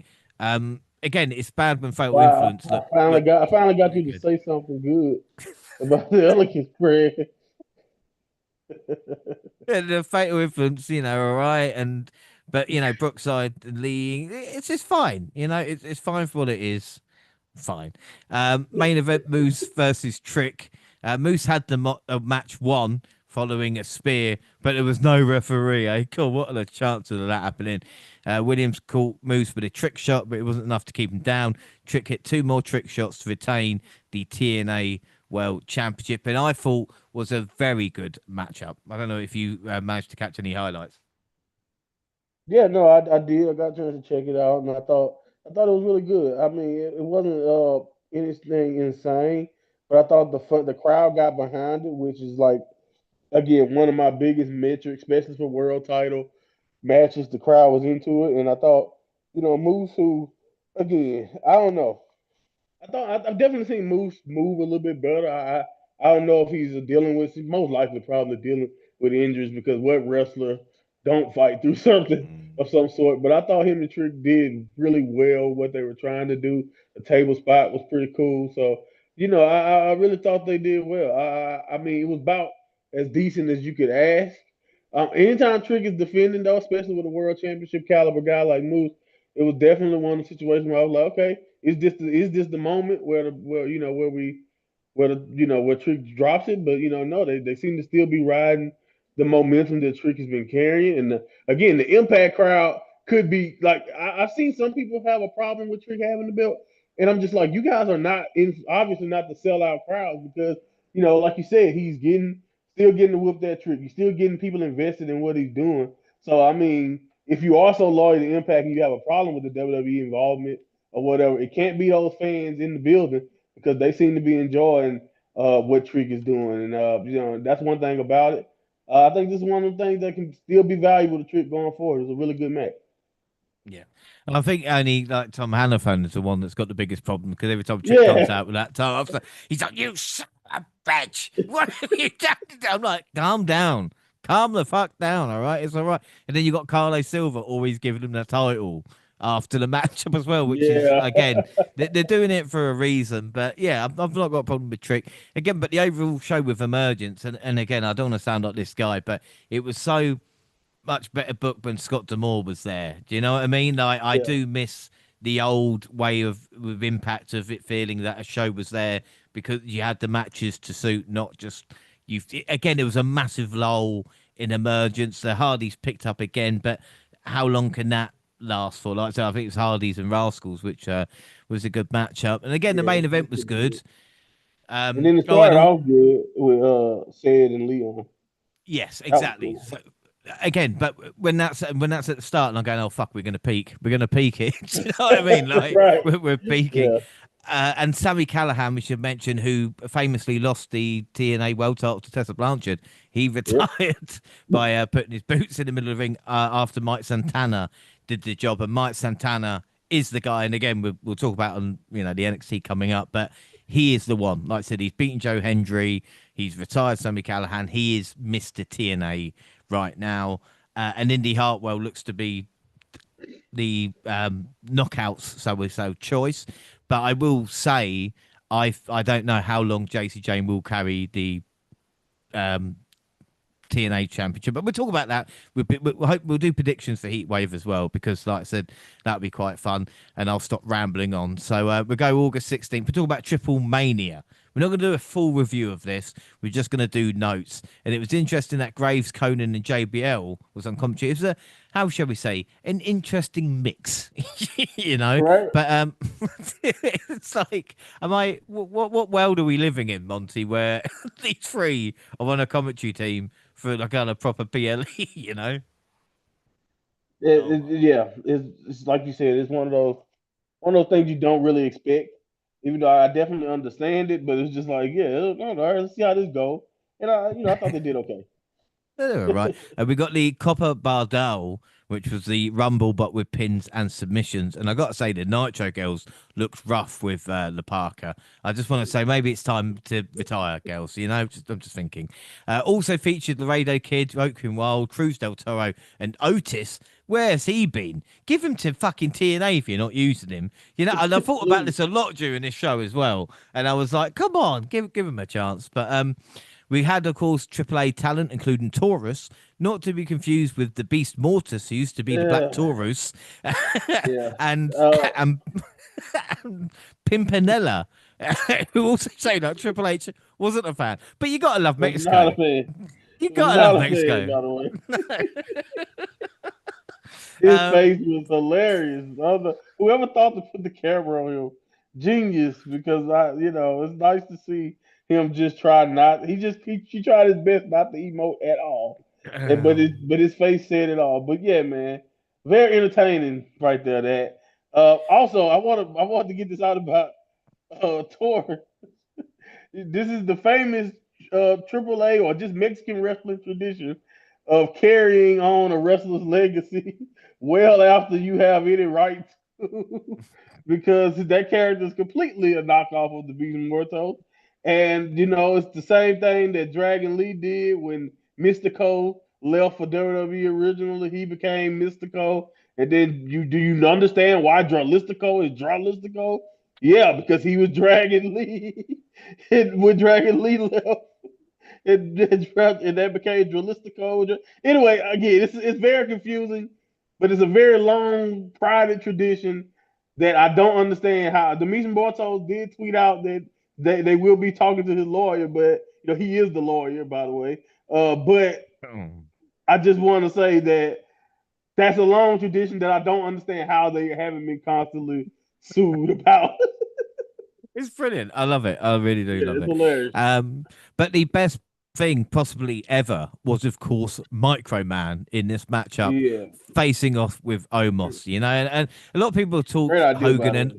a lot of people talked Hogan Andre recently, iconic moment, but this moment was iconic. And it's like I said, whoever came up with the idea was brilliant. And the face off between the two with almost looking round and being like, what? And then down at Micro Man, and then the kick. And I swear to God, I thought he was going to Spike Dudley him at one point, but he didn't. I thought he could fuck it. I wonder how far he could get him, though. Man, I don't know if I want to know. Definitely into like the fourth or fifth row, right? It was Yeah. just like, man, what a. You know what? Now that would have been super viral. Just how far can Omos throw this He's just got the grown security in man? the road trying to fucking work out where he's going to be thrown. You know Right. what I mean? Great moment. Though. I Uh, love whoever idea that was. Genius. Just genius. We got Omos here. We got him here. Let's do that. That's genius. Without a doubt. Omos, of course, won as well. So maybe he'll have a little run because he was Noah Tag Team Champion, wasn't he, early in the year? So he's got to Japan. He's got to Mexico. So he's getting some experience and he's got to pay for Anywhere that but contract somehow.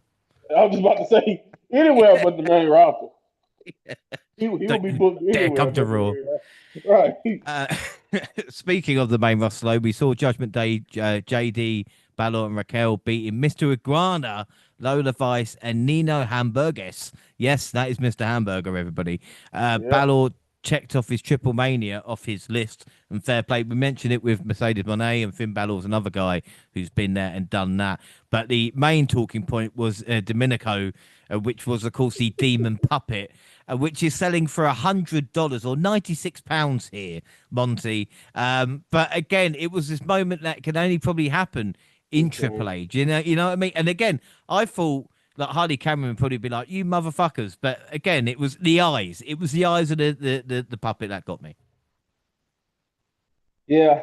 I mean, I'm gonna be honest with you. It definitely got me at the beginning. It made me pop.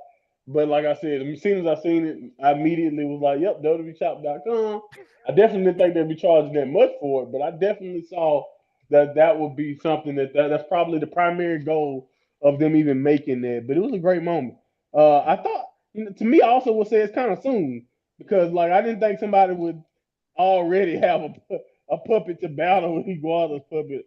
It seemed kind of quick when you think about the fact that this is like only Iguana's like what in total in WWE is like his fourth, fifth type of appearance, but it was definitely smart and it was definitely made a great little moment, and it's the reason why it was probably one of the most picked up moments of the night. One of the most viral. So it was good. It was really well done. I also want to say about this match, man. It's crazy because I don't think anybody has ever said like I love laughing at some of the Jim Cornette's old rant, and I know he can't believe this for what he used to think about Kevin Nash. But Kevin Nash's advice has probably changed Raquel's career, if you ask me, with the way Hmm. she has just been working in general. And this match is another good example of that big man, big lady work that she's been putting in. And yeah, man, who knows exactly where her trajectory was without that advice because she's definitely taken to it and applied it as much as possible. Yeah, without a doubt. Like I said, I thought it was fun. And again, I'm going to admit to say, Monty, that I don't think you know about me, but Uh-oh. I've I've done a bit of venting in my time of Oh, ventriloquism, shall we say. uh-huh. Um and honestly, goodness, and I looked at this puppet. Do you know like a proper puppet? I say proper puppet if you know what I mean by that, fully workable like that. It's probably about 200 quid anyway. So price for a Finn Okay. Balor one is not too bad. If you want a if you want to get like a one that looks like you, it's probably looking at about 250 quid. Obviously I'll never embarrass myself to do that on here. Uh-huh. Uh-huh. Maybe one day. But no, it's definitely me and puppets. Anyway, we better move on. We're not going to talk about that. Legado lost the tag titles to Psycho Clown and Pagano in maybe a surprise. I don't know. And then Flammer or Flamer, I'm going to call her Flamer, but I think it's more like Flammer, defeated Fabio Paci and Natalia. And what was interesting that this was a different Natalia to the one we've seen in WWE, even so much so Michael Yeah. Cole did touch on that on Raw when Natty faced Becky Lynch as well. Yeah, man. It's just one of those things. And I honestly was happy to finally see this version of Natty. Even though she had to kind of go to Mexico, I guess this Natty is only allowed, outside of WWE at this point. But yeah, man, this is a character in my opinion that can really give Natalia or Natty. It can definitely give Natty if you want to just change the entire name, just go by Natty Neidhart when she's under this, low key legend type of gimmick. I think this really has legs to give her kind of similar to like a Naomi. I don't know if it would be as interesting or as great as a Naomi's character flip has been for her. But like when you think about how long Natalia has just been Natalia and how long she's done her thing, and she's been one of the best. She's trained everybody or worked with to improve everybody's wrestling. Everybody want to talk about how great Liv Morgan is. She's working with Natalia. She was just working with Natalia to get this massive improvement that everybody's seen in that dungeon. A lot of the people that you've seen build the groundwork. Hell, even back in the Divas era, the Nikki Bellas who improved to actually be able to give a decent match from where she was. That's all Natalia. So, and a lot, of course, Finley, but yeah, a lot of Natalia. So again, in my opinion, I think Natalia is definitely Loki Legend is one of the perfect things to say about her because she is one of the longest tenured women to ever be employed in WWE, and like what she's been able to do, and like a fresh coat of paint, and like that attitude, and bringing that realism. It's kind of like not to compare the two because I think they're different because of their two backgrounds.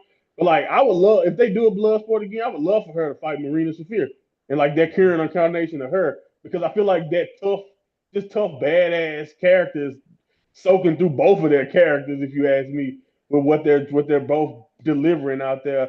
And I think this match was only a taste of how good Natty really could be in that role. So I would love the main roster to finally adopt some of it, but right now it just seems like it's kind of some kind of alter ego. Maybe Maxine will piss her off one day, and then she flips, and then we'll finally get it on TV.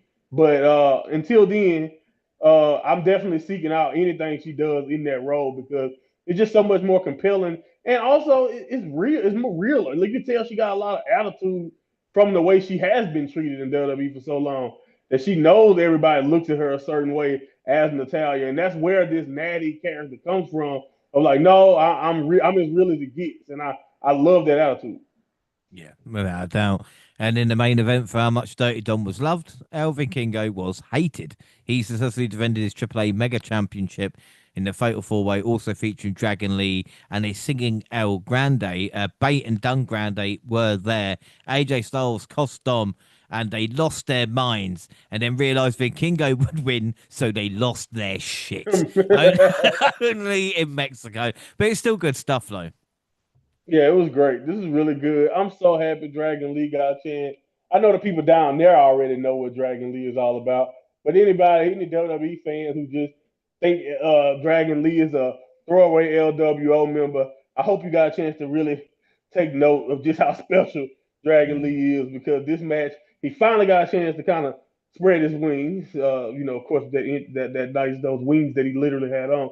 Nice to finally get him a chance to showcase in my opinion, what makes Dragon Lee special. They haven't even scratched the surface on the main roster of showcasing how good he really can be. So hopefully we can get some, even if it's just in AAA. Hopefully we can get something of that type of version of Dragon Lee more often. But yeah, man, the Vikingo stuff, it's crazy because guess what, James? And the funny thing about the way he's hated, it's mostly because it's also has a nice. Not only do they not like him because they feel like he's chosen corporate wise, but it's all because they want Alberto. Like a lot of it of the heat for Vikingo is they feel like Alberto is the rightful guy and Vikingo is the chosen guy.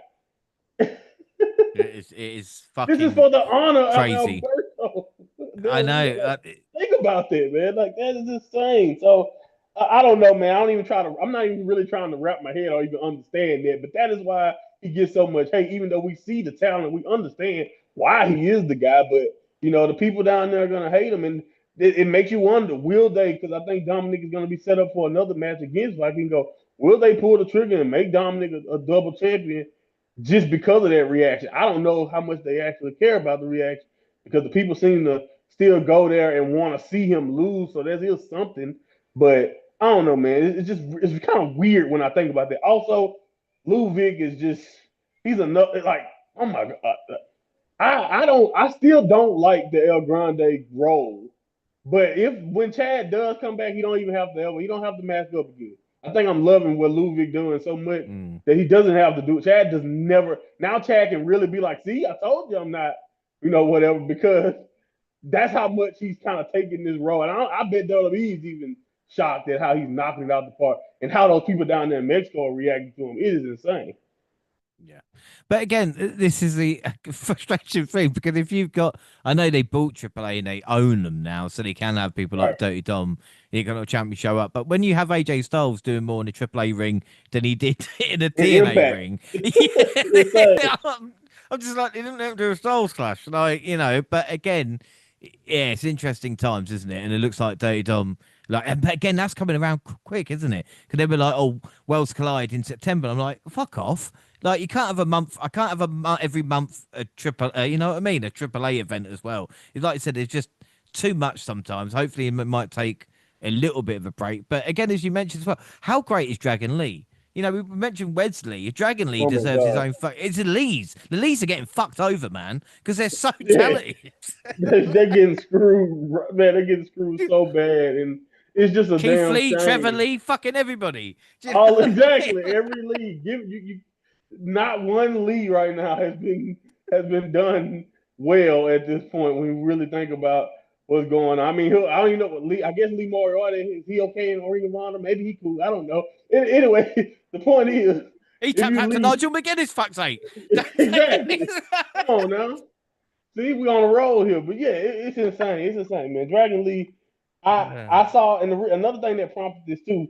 Don't get me started because I'm not one of those guys. I try not to get too wrapped up when a guy signs to WWE, but like I can't make the argument against it. I was looking at clips of Dragon Lee in New Japan, Best Super Junior, and I'm looking at some of the stuff he did with the little time he was in AEW, and just the wrestling style and how, and I'm just like WWE has locked him all the way up when it comes to like showcasing this because he's nowhere near that guy, or at least he does not look that like that guy right now. And it's just, again, he has so much potential. He could. I'm not saying Penta or Ray Phoenix per se can't be that guy that they've been looking for, Ray Mysterio, but like the talent when it comes to just in ring work, Dragon Lee is right up there with any of these luchadors. So again, when you have AAA and then you got like Vikingo, you have all this talent. I understand, but it's sad to me when a guy that talented appears to be just lost in an LWO shuffle. Like I honestly just wish at this point it's time for them to turn on Ray or something. We need something to happen. Much as I love Ray, but like he's not even on Ray's not even wrestling as much anymore these days. So like, what are we doing? Like, honestly, what are we doing with them? They're pretty much primarily working with AAA. It's just I don't know. Dragon League can But be so much more. yeah, but the thing is, Dragon Lee wasn't Rey Mysterio said that he was going to be the next big luchador, and then he gave his blessing to Vikingo in this matchup.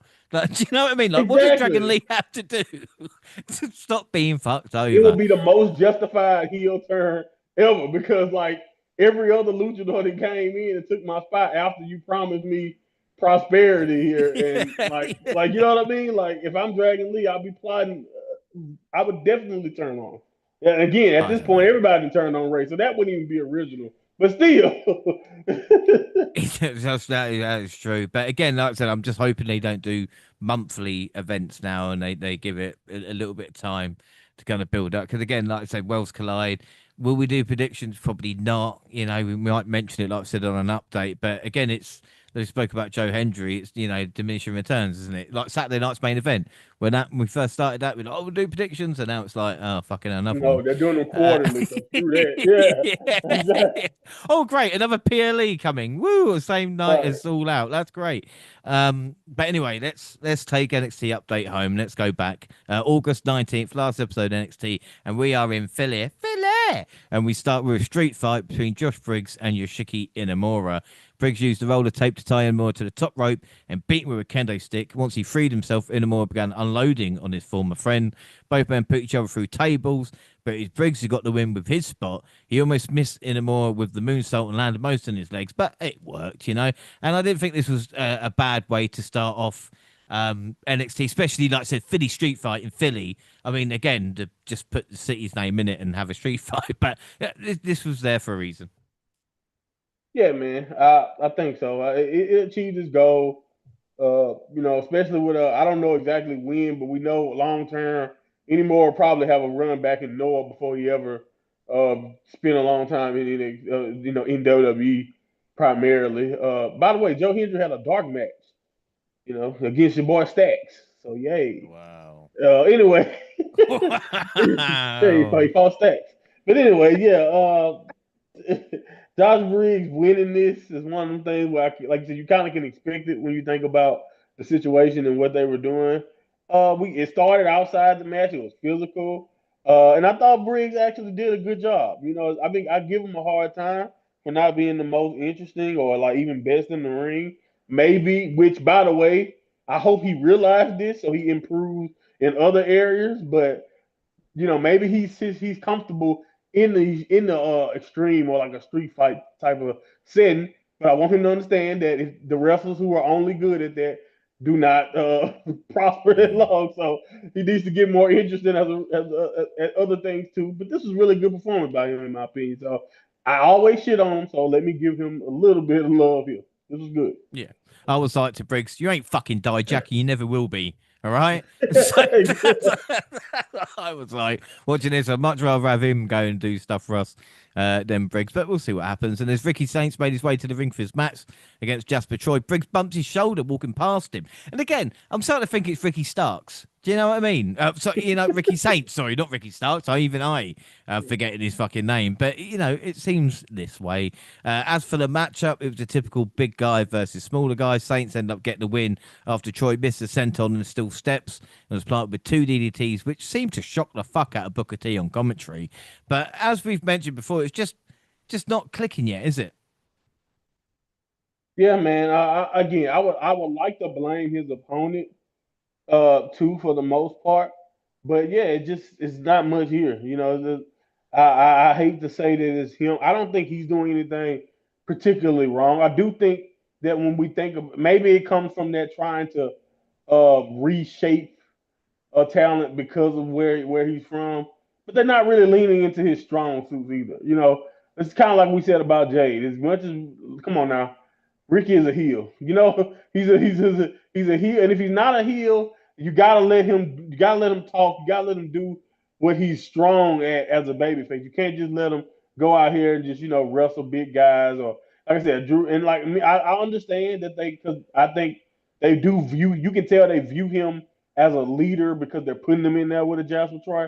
They're trying to get good stuff out of some of these young guys with his talent. So maybe if Briggs is next for him, they're also trying to get something out of Briggs with Ricky Saints' talent, and I get that. But I also think so far in showcasing, trying to get Ricky in these positions, they're not doing a good job, in my opinion, of showcasing Ricky's strengths. So that's pretty much where I stand when it comes to that. I think he can be fine. I hate to say that when they do give him a heel turn or like a fresh character direction, that's when it'll take off. But maybe him and Briggs can do something cool. We'll see. But Jasper, like I said, Jasper's green, and so I think this was decent when you think about where I think Jasper actually is right now. So I don't want to be too hard on Ricky because he's working with somebody who's still relatively new. Yeah. And again, I don't know how much this has to do with how good Ethan Page has been in maybe exceeded expectations in his role where they hadn't had to turn Saints heel to kind of fill that void. You know what I mean? And if you're not Yeah, gonna yeah. exactly and again it's wins are important, aren't they? So again, if you're gonna go heel, then you'll need, success. The same way with a face. And I think just Saints is again, if you're not 100% committed and you're just waiting to see when you might be called up, that might work against you a little bit. There's no doubt he will be called up, and I'm sure it'll become a little bit success. But again, it's weird to see Lyra and again JD, maybe two guys when we were watching, or two people when we were watching NXT UK and stuff like that, thinking, or maybe they're not to the breakouts. But again, it's the relationships you've got on the main roster as well. Do you know what I mean? So again, it's interesting to see what happens, and it's not over yet for his NXT run. It's weird that they've not pivoted like they did with Blake Monroe, but like I said, maybe there's reasons behind it, Yeah, it's like I said. I think it's like listening to his interview with Cody Rhodes on Cody Rhodes' podcast, especially, and that's another thing. I'm also optimistic because he's really close with Cody, so Mm. that can help him out too. But besides that, he talked about how he had only been there a few months, and Cody was asking around the other talent, the young guys, and who they look up to and who they talk to right now as locker room leaders, and they gave two names. It was Ethan and Ricky Stark. So it just show you right there that even in a few months that he's been there, they already look to him for advice and look to him in that role, and that kind of bodes to me like, oh, well, that's why they believe he should be working with a guy who's barely been in. You know what I mean? And Yeah, yeah, yeah. try to help get the big guy over, so to speak, because they trust that he can do what he do in the ring. But yeah, I think as a character though, and as what we've been seeing on TV, I just think you think about everything you loved about him in AEW and what his strengths. I just don't think so far that they've done a good job. Like, say what you want, I think that's the reason why they turned Blake so fast. Because as good as she may have been following around Jordan Grace or whatever as a face or being in that role, when she played to her strengths as a heel, like she's just way more compelling. And I think Ricky has that. I do think he has face potential. I just feel like even when he was a face in AEW, you have to let him be Ricky. You can't have him just be Yeah. bland. And we talked about it with Jade. That's the one thing about with Jade. I love Jade, but I don't think she'll be champion until they turn her per se because that's just not Jade. Jade's strong, she's confident, and being basically dominant and like being who she is. So I think if she turns, she has a bright future, and I think Ricky is better suited as a heel. But if you're gonna let him be a face, let him be Ricky. Yeah, without a doubt. Jordan Grace came to the ring and talked about her career and being duped into thinking a friendship in pro wrestling could work with Blake Monroe. She says she doesn't care about revenge, but she does want to show Monroe exactly who she is. This brought out the glamour with a team of security guards by her side. Monroe tried to insult her rival, but Grace pointed out she was in the ring at Evolution while Monroe was on the sidelines, which made her jealous. Grace took out security to end the segment, of course. I mean, we've seen this before, obviously, with the security and stuff like that. I did think it's funny Yeah. security missed their mark to begin with, so Blake was by herself for a second until they joined in. But again, I think the build-up's been good. My question is, would a championship maybe have helped this feud a little bit more? Or has it got enough going for it? Oh, I think that would have definitely added something. But do you let Jordan win the JC match and then Blake turns? Like, do you do that then? And that's where we get this. Like, I can see that working too. It definitely would have added something to it. I think a championship stakes, in my opinion, always make these situations better, in my opinion, especially a feud like this with the animosity between them and all of that. I love Jordan Grace's reply there about the jealous factor because that's something that I don't think that's been touched on enough about the why. Like we get that oh yeah, I look down on Jared Jordan type of perspective, but what about that angle of the fact that you know you think yourself championship material. They embarrassed like we saw JC embarrass her on her basically like what first week, second weekend on the job. Like that's a great little element to trying to speak to that jealousy or potential jealousy. But yeah, man, I don't know. I'm with you. A championship definitely would have improved this, but I do think it's still the best storyline we kind of have right now Yeah. in NXT. So you know, it's still the best we got to offer. So I can't. It's, I'm not too. It wouldn't have improved it much better than the A that it probably already is. You know. yeah, I mean, the thing is, I think this match is going to be better than the build-up. I think once they're in the ring, and if they can click, I think they Oh can yeah. deliver. And I think the feud would better the match. I think when I saw Blake with heels towering over Grace, I was like, oh, that's not a great look. And obviously Jordan is not great with scripted promos. Like I said, her biggest strength is her wrestling. So again, like I said, let's get it on, as they would say back in the day. Mm-hmm. Unfortunately, we had the Elegance brand versus Fatal Influence with Heather, M, and Ash visiting from TNA to take on JC Jane Fallon Henry and Jasmine Nix. Masha Slamovich got a wish to be the special guest referee in this match, and she booted out the Perso concierge from ringside after he interfered because he's a fucking dick. But anyway, Ash almost won, but was thwarted by the referee being distracted. Jane came in and decked her with a huge right hand to get the pin and the win. And again, Monty, my mind goes elsewhere sometimes in these matches. And I thought JC and Masha have the same red highlights in their hair. Hmm. Wow. I was actually gonna compliment Heather and the crew. I mean, even Ash or Dana, so to speak, was pretty good, at least with their timing at times in this match. So I actually came away because I haven't really seen much of them together as a team outside of a couple matches. So I thought Ash Elegance did good. You know, so I think for somebody who, if you really think about what you probably thought of her, Ash has improved, and that's kind of like what I mean about just getting out there, working with an impact, working with more girls, working more style, getting experience. Because say what you want about Dana or whatever in her time, she also spent a lot of time just backstage. You know what I mean. So it was they weren't letting her actually work to improve. So and again, I understand a lot of those opportunities are earned in different ways, but yeah, I think you can kind of see at least some improvement, and that's kind of cool. And I thought they were okay. I don't, everything was fine here. And I don't know. I will say this though, Jason Jane finisher. Yeah, that's about it. It's just like I know she spins with it, and I guess I should just. But it's just like I hate all. It's not so much the running knees or like depending on how you deliver your strike finishers, super kicks and stuff. I don't necessarily look at those or like Trouble in Paradise. I love it, but it's always one of the things where it's like if you can knock somebody out like that, you should start every match trying to Yeah. punch somebody. That's always my thing with that move. But it is what it is. This was fine.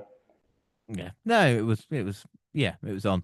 Ethan Page and Chelsea Green came out with some new combined entry music for the segment with Still and Heights. They are money.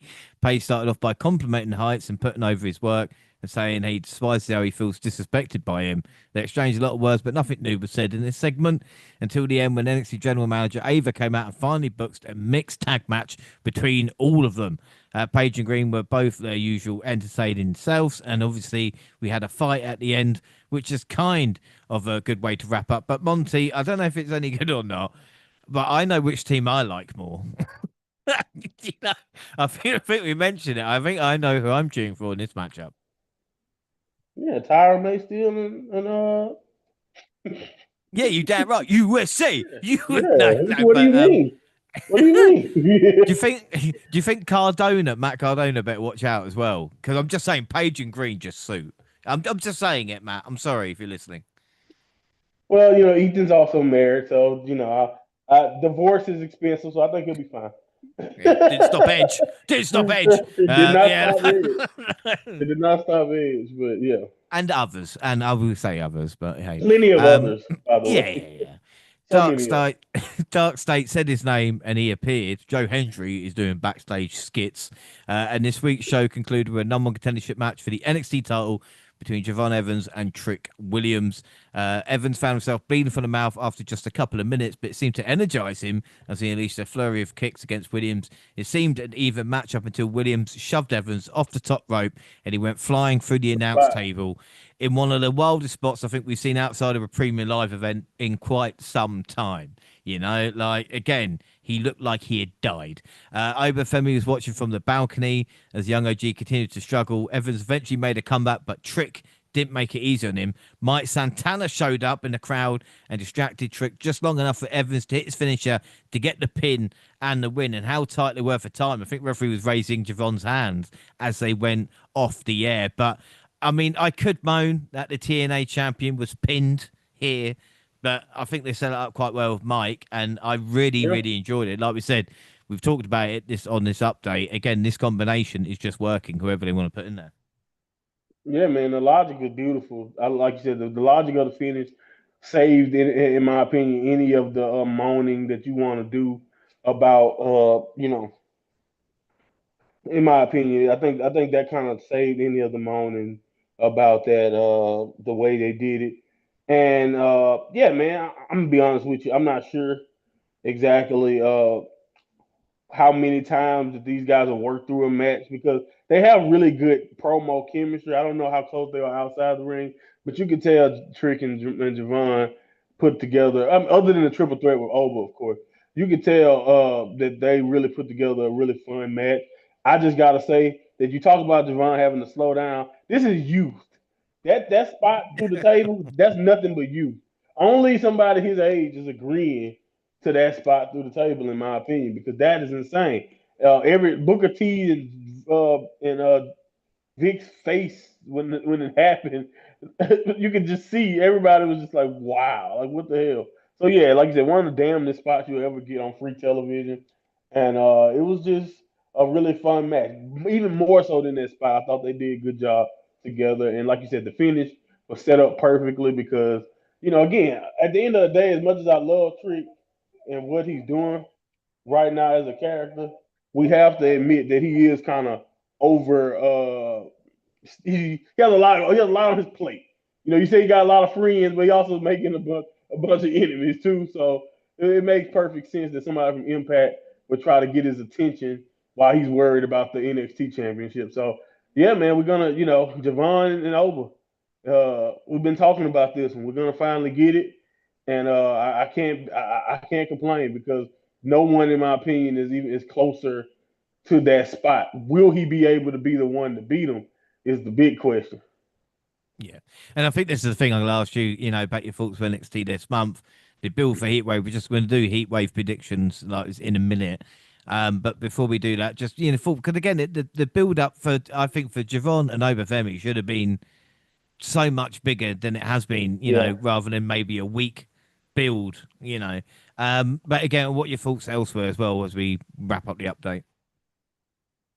Yeah, I mean, like you said, I think we both have kind of said what we had to say about the men's division and just where we are. I'm still happy with most of the women's division, even though I think we've kind of noticed that if it hasn't been the Blake Monroe stuff, we've been kind of we that's the one division where we're actually getting different types of feud. Like I love getting the last feud. I love getting Tatum and Soul Ruka still getting time for a championship match in there. So we just need overall, like I said, if we could just get more depth to the men's division, whether even if that means I wish this is what I'm saying, like pull over some of those guys. While Trick Williams is busy doing this, why don't we have more Mike Santana or more like other than just Joe Hendry popping up for a match every now and then?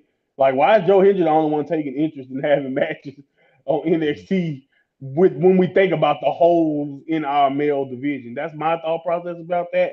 But as far as everything that's on the Heatwave card, I think pretty much everything. Like you said, I do wish for more for Javon and Oba. I think that's one of those things when we talk about predictions that's going to come into play because I feel like this should be built up even bigger. We should have more of a narrative. But I do understand when you have Trick Williams also thrown into the mix, it's kind of hard to tell a isolated story between these two. But we definitely should have got more time, in my opinion, to build up some, other than, Javon is going after the biggest dog in the yard. Can he do it? That's pretty much the only angle that we got when it comes to that. But everything else, the JC James match, the Chelsea the Green tag match has gotten TV time. Of course, Jordan and Blake, and then you have the number one contender match for the women's title, and then we got the tag stuff. So yeah, everything has been built up fine for the most part. But I think our strong suits are still NXT strong suit, and then the weak parts are still glaring, in my opinion.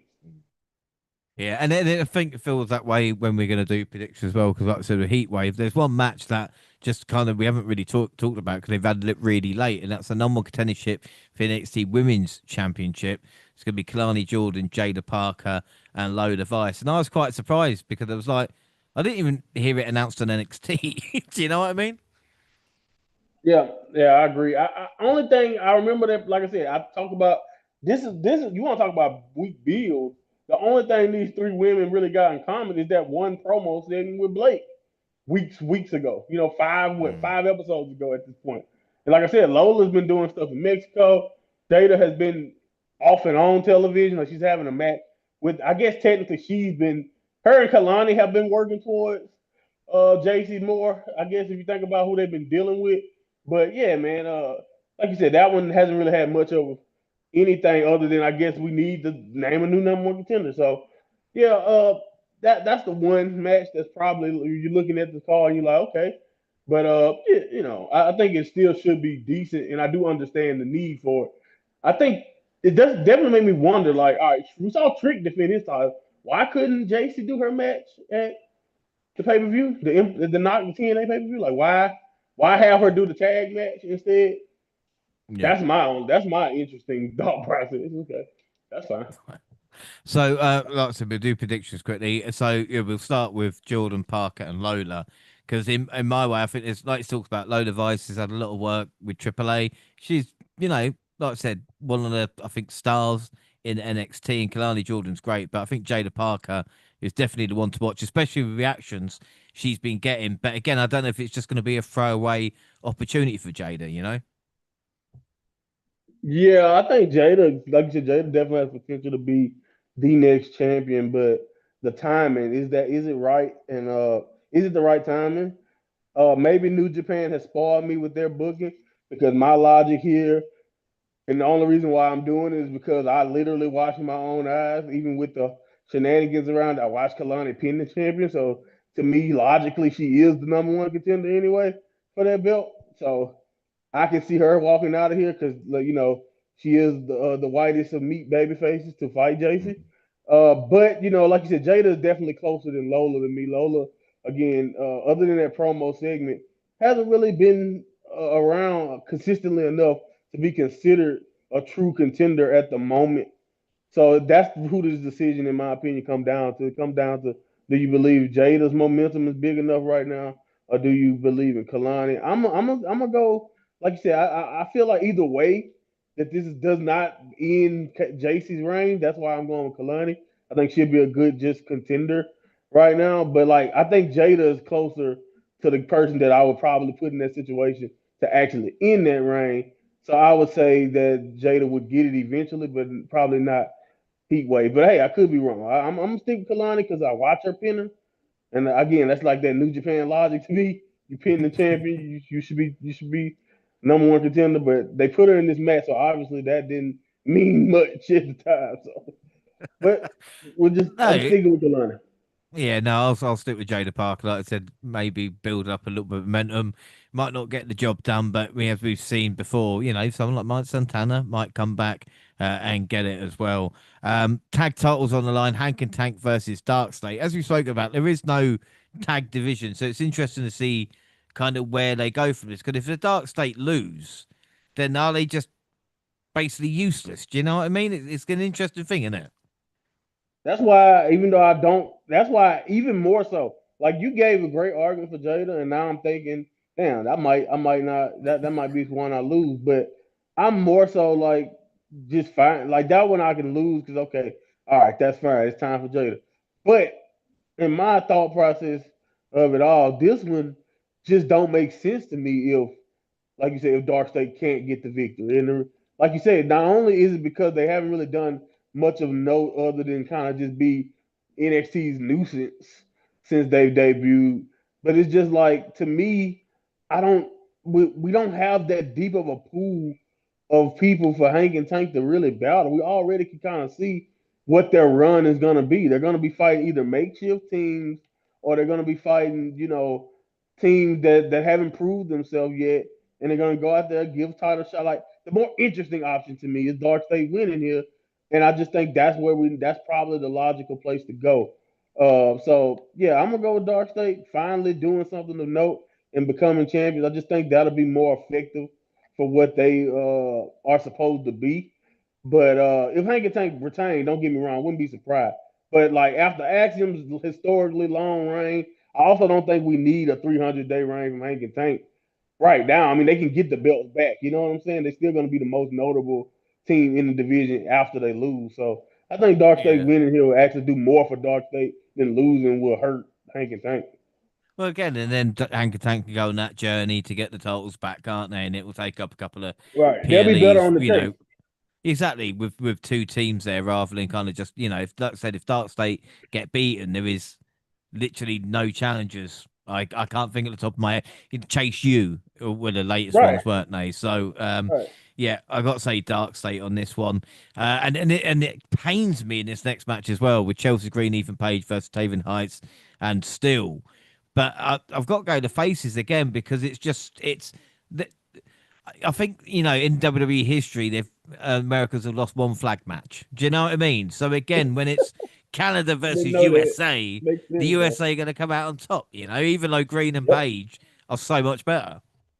Yeah, I don't argue that. I think even though Chelsea Green won't lose anything from losing, and that's one way to do it if you want to protect Ethan. I think we gain more if Tavian Hike surprise Ethan and pins him, and we get a contender for the belt. Hmm. So I think that's where we go. I think Tavian Hike pins him, and they can at least move on. And now you have that angle to go on. It don't have to be just about the country or whatever. But yeah, this is set up for the Olympians to take it. I mean, even if you think about the whole making the belt, the Canadian flag, and all of that, like it came out of left field. But now that I look at who he's, who they may have potentially challenging him for going forward, now it makes a little bit more sense. Yeah, no, I got to agree with that. And the TNA Knockouts Championship as well. I mean, I don't want to sway your opinion either way, Monty. You tell me first, and then I'll tell you which way I'm going. Hey man, if Masha couldn't beat her 1-on-1, triple threat rules, I don't think the group is banned. So to me, it's gonna be a lot of chaos. I'm sure we'll see the dude you don't like, and we'll see Heather. I'm sure we'll see everything, right? And Masha will look like she hasn't won. Maybe Fallon or somebody, or maybe she get hit with a Pele kick from the other girl. But I think somehow a hook about Crook. I don't think JC's. And honestly, the real reason too is JC James should not win the title on that great Impact pay per view and then lose it on NXT Heatwave. To me, in my opinion, and I think Masha might be where they end up going eventually. They might just go back to Masha to win the belt back, but I don't think it'll be done in this triple threat format. The champion gonna retain like we always usually bet on. But you let me know what you think. Yeah, I've gone for it. I've gone for something completely different, and Okay, I don't nice. know if it's because JC Jane got the win on NXT. Not that that fucking matters anymore. But I just feel the Knockouts title, this experiment might run its course. Jace Jane has to focus on the NXT Championship. So I wouldn't be surprised if Masha did manage to get the win. I'm not saying it would be on Ash. It might be on, Jane herself. And then you can have the Victory Road match, which I think TNA's next show, where it could be Masha versus Jane with the Slamovich actually getting a win 1-on-1. And then Indy Hartwell and Masha at Bound for Glory. I might be wrong. It might be Ash by Elegance, but again, I can't see JC Jane and Indy Hartwell. I don't think this story is going to go as long as the Trick Williams story, even though it started later as well, if you know what I mean. So Yeah. I'm going to say Masha wins it back. And again, I'm going against everything that I've said in triple threat matches. You're completely right. Usually champion retains, and I'm going to be watching it and go fucking bollocks. But no, Masha to win. Come on, Hey TNA, man, there's TNA, no USA. I'm getting confused. I know everybody. Yeah, come on. there's no So DQ in triple threat match. That's all I gotta say. I know, I don't know why I'm doing it, but I'll go Masha. I know what's going to happen. She's literally going to have it one, like you said, and Jason and Taylor are going to be like, "You motherfuckers." Anyway, up next, Blake Monroe versus Jordan Grace, and I think the result of this is very important on the future of the women's division as well. I think you agree with that because Jordan Grace is in this weird situation where she's picked up few wins, but nothing too major. Whereas Blake Monroe, like I said, this is the start of the heel turn. And, but Grace has been called all these things, and it's just in and ahhing. But I think for this one, I've talk too much. I think Blake Monroe's going to sneak it. I think she'll do something, and then somehow they get the championship on Blake. Somehow I don't know, and then they'll have Grace beating her eventually for this down the road. But I think Blake has to get the win if the feud's going to continue. Yeah, I mean, honestly, I I think if Blake was like a heel pre everything, like if this wasn't like the first big match of her heel turn, then sure, I probably would definitely go with Jordan because she needs it. And I think that's what makes this tough. But I do think also they've kind of flirted with it, and it's all based on how you decide to do things when it comes to Jordan and like how she loses. And I think it's definitely a lot of convincing ways for Jordan to kind of lose this match, and then Blake to take advantage of it. And I think if they do it right, that's the best. That's the best thing, and you don't feel as bad necessarily for how much Jordan has lost because that was all. That was kind of the thing going into this match that made it tougher to predict in my mind. Was definitely just considering how much she's already lost. It's just like I feel like like you said, a lot of big times I went for her or whatever, or thought she would win. They found a way to get her not to be the one to come out on top. So uh, I don't think the story has done enough yet for her to get that cathartic victory. I think Blake has to get the victory, maybe run. They don't, like you said, they don't have to even continue to touch each other immediately. But like, yeah, torture her in different ways, whether it's through the championship, whether it's always costing her when she seemed to have something important won, whatever it has to be. But I do think we will get this again down the line. But Blake is going to win the first encounter. Yeah. And then the main event, well, we think the main event will be the NXT Championship on the line. I would love the TNA title to main event, but then again, I'm not going to get my fucking hopes up.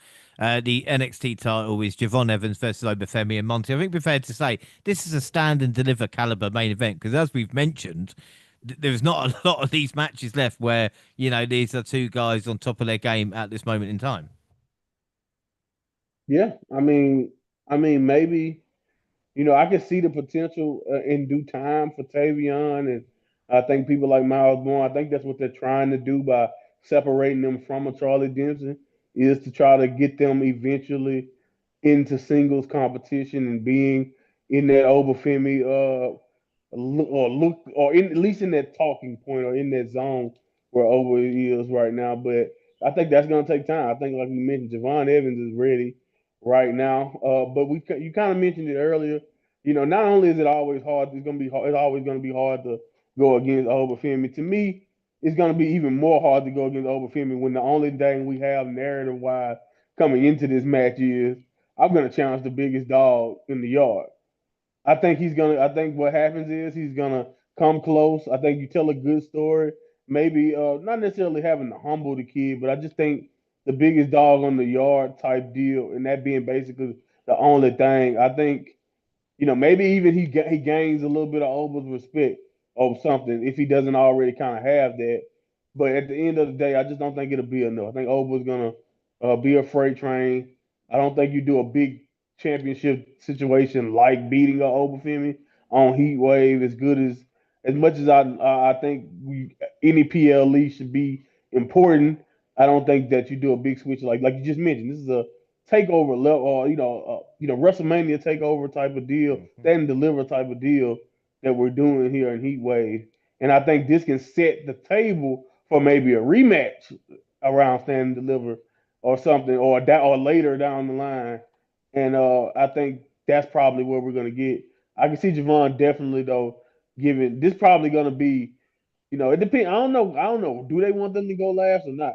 Because I can see this being hard to follow. But at the same time, like you said, Jordan and Blake is giving time too. I can see that going on. Probably I don't know about last though, because without the title, I don't know if you do that last. You probably do it first. But either way it go, I do believe that this match is going to be really good and it's going to be a highlight of the show. But and Javon's going to give it the fight of all fights. But just like we've seen so many people do, I don't think that's going to be enough. No. And again, people might be upset about Grace losing or even Javon Evans lose, but let's remember Rocky lost, in the first one, and look how successful he became. And again, with Obafemi, for me, I've gone against Oba twice, I think. And let's not forget, he's the longest reigning North American champion of all time. What, 200 days now as NXT champion. The only two times he let me down against Tony D'Angelo. So I'm definitely going to go Obafemi. And again, Yeah. Javon is going to show that fight. And like I said, hopefully it sets the stage for his coronation later on, which I think will be interesting to see. But I think that's it. I think we've wrapped up NXT perfectly there, Monty. Yeah, I think so. The only thing is, I also want to say that I know you kind of we mentioned earlier that the tag division. You don't really have much to eat. You don't have much to talk about after the dark state. But and you can kind of say the same thing for Oba because he has already beaten everybody. The difference is, in my opinion, is that with Oba's situation with the stake, you can build up plenty of people. In my opinion, even you can build up even like we talk about where Ricky Saints is currently at. You're like, yeah, right now we don't see world champion, but if a couple weeks of good television and putting him in that spot, I would be excited to see Ricky Saints versus Open Finn, even though I wouldn't. I don't think I would say he would win. But my point is that it's a little Yeah, bit yeah, easier to set it up for Oba than it is where we are when we don't even have active teams right now. yeah. To say for the tag division. But yeah, other than that though, we did. I think we covered everything we need to cover. Yeah, and I think it's crazy as well. You know, the more we watch wrestling, the more we realize wins and losses too actually matter. You know, to build momentum for characters. You Yeah. know, especially for faces and stuff like that. I think it gets forgotten about a lot of times where it's like, well, be in the ring with this person will be as much. But again, like you said, you start winning. You know, and then you can build up momentum with you. Look at Obafemi. Like, you know what I mean? I mean, he looks Mhm. like a beast, but it's the performances that he's put in and stuff like that as well. So I'm not sure when the heat wave will be, but that will be very exciting. Of course, we'll catch up with that soon. So that is it for today. Don't forget, across all social media, X at the Double R Podcast, I'm at the Double R Pod James. You can find the entire Double R team on the banner. Also now on Blue Sky, Double R Podcast, and Reddit. Monty, where can people find and follow you? At my monthly pod on Twitter. Like you said, you can find me in the Double Up banner. That's where I am. I got a couple of things that's in the works, but I'm still being secretive about them because things change on a dime these days. But you can check me out at my monthly pod and get the update, and you will see when if things come into fruition like I want them to. Double also on Facebook and Instagram. Send us an email to double podcast at gmail.com and YouTube, where the Double R Podcast is celebrating 10 years on there. Basically, we're doing all this sort of stuff. And again, I'm going to do the main event matchup, Monty, after this, where we're going to do uh, Obafemi versus Javon Evans, NXT title on the line. We're going to recreate the main events that we've got. And we're doing all sorts of stuff like that. The PLE we just did, Elimination Chamber, was the most watched that we've done on YouTube as well. And we couldn't do it without everybody here. So we really do appreciate everybody's support. Also on SoundCloud on your phone, also Spotify and iTunes. We can download, subscribe, rate, and review there. That is it. Our next episode will be the SummerSlam review if we can find the girls. Hopefully we will. But until then, I'll be James Rowlands and always joined by the mind of Monty. Monty, thank you for joining me for another NXT update, my friend. It's always an honor.